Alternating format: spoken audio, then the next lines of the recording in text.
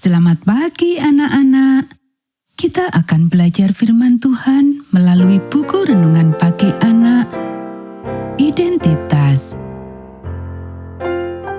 Hari ini tanggal 30 Mei, judul renungan kita, Margaret Caro, Wanita yang Mampu. Mari kita awali dengan doa.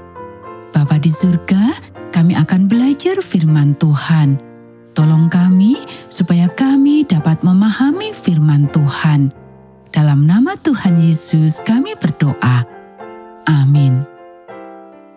Anak-anak, ayat inti renungan pagi kita hari ini diambil dari kitab Pengkhotbah pasal 9, ayat 9 dan 10.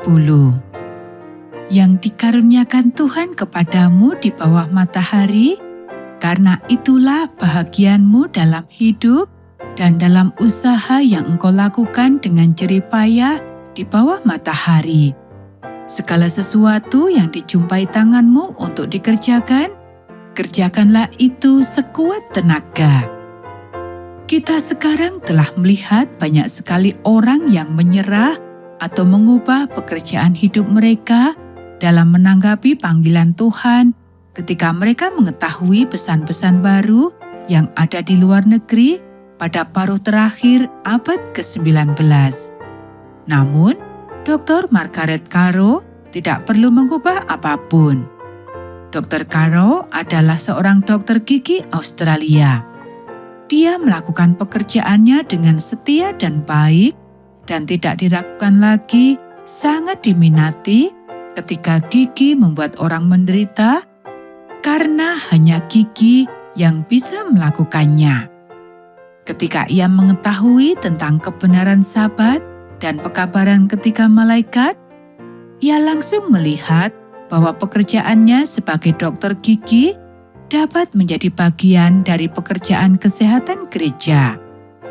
Jika Anda bertanya kepada dokter, Anda akan menemukan bahwa gigi yang tidak sehat dapat mempengaruhi setiap bagian lain dari sistem tubuh Anda, mulai dari jantung, paru-paru, hingga otak. Bagaimana mungkin seseorang dapat dengan bijaksana dan cerdas mengikuti Tuhan dan mempelajari kebenaran baru jika sistem mereka diracuni oleh gigi yang buruk? Jadi, Dr. Caro terus melanjutkan pekerjaannya sebagai dokter gigi. Tetapi, itu tidak cukup. Dia mulai membagikan firman kepada pasien-pasiennya dan orang lain, dan tak lama kemudian dia diberi kepercayaan sebagai seorang pendeta. Sejak saat itu, dia melakukan keduanya. Karena ia sudah bekerja penuh waktu, ia tidak berkhotbah secara teratur, tetapi ia naik ke mimbar ketika tidak ada pendeta, yang mungkin sering terjadi pada masa itu di Australia. Pada tahun 1893, Ellen White bertemu dengan Dr. Caro di Australia. Dia menulis surat kepada temannya, Jenny Ings, dan berkata, "Saya sangat dekat dengan beliau, yaitu Dr. Caro. Dia memiliki ijazah sebagai dokter gigi dan kredensial sebagai seorang pendeta. Dia berbicara di gereja ketika tidak ada pendeta, jadi Anda dapat melihat bahwa dia adalah seorang wanita yang sangat cakap." Anak-anak, saya bertanya-tanya apakah di Australia Margaret Caro mengalami kesulitan untuk mendapatkan ijazah dokter gigi seperti yang dialami para wanita di Amerika Serikat pada waktu itu? Bagaimanapun, saya senang dia bertahan dan bahwa dia menerima penegasan dari seorang wanita yang kuat dan mampu. Anak-anak, demikianlah renungan pagi kita hari ini. Mari kita akhiri dengan doa.